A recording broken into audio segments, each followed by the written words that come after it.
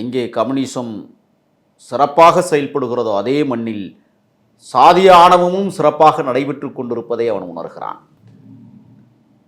பொதுவாக முருகனுக்கு ஒரு பெயர் உண்டு. வேலன் என்று சொல்வார்கள், வேடன் என்று சொல்வார்கள். காரணம், வேட்டைக்கு செல்லக்கூடியவன். அவன் மான் வேட்டைக்கு போகிற போது காயாத கானகத்தை இன்றுள்ளா உன் காரிகையே என்கிற அளவில் மான் வேட்டையை வனத்திற்குள் குறிஞ்சி நிலத்திற்குள் தேடுகிற போது கடைசியாக வள்ளி என்கிற ஒரு அழகான பெண்ணை, ஒரு தேவதையை அவன் கண்டபோது அவன் வேடனாக மறுவுகிறான். அதே போலதான் கிரந்தாஸ் முரளி அவர்கள் மீன் வேட்டையிலே மிகச்சிறந்தவராக விளங்குகிறார். மீன் பிடிப்பதிலே ஆர்வம் தூண்டில் போட்டு. ஆகையால் இந்த வேட்டையை சரியாக நடத்துகிறான் கிரந்தாஸ் என்பதற்காக அவன் பெயர் வேடனாக மாறுகிறது.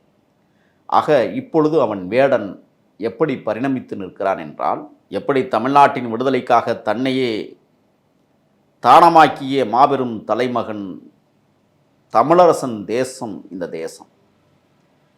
அவன் மக்களிடத்திலே ஒடுக்குமுறைகளுக்கும் அடக்குமுறைகளுக்கும் ஏகாதிபத்தியத்திற்கும் எதிராக களத்தில் நின்று போராடியதால் அன்றைக்கு எம்ஜிஆர் அவர்கள் அவருடைய கையிலே வைத்திருந்த காவல்துறையை ஏவி விட்டு உளவுத்துறைகளை உள்ளே அனுப்பிவிட்டு மக்கள் போர்வையில் கல்லாலேயே அடித்து கொன்ற காட்சி நாம் இன்று மறந்துவிட முடியாது.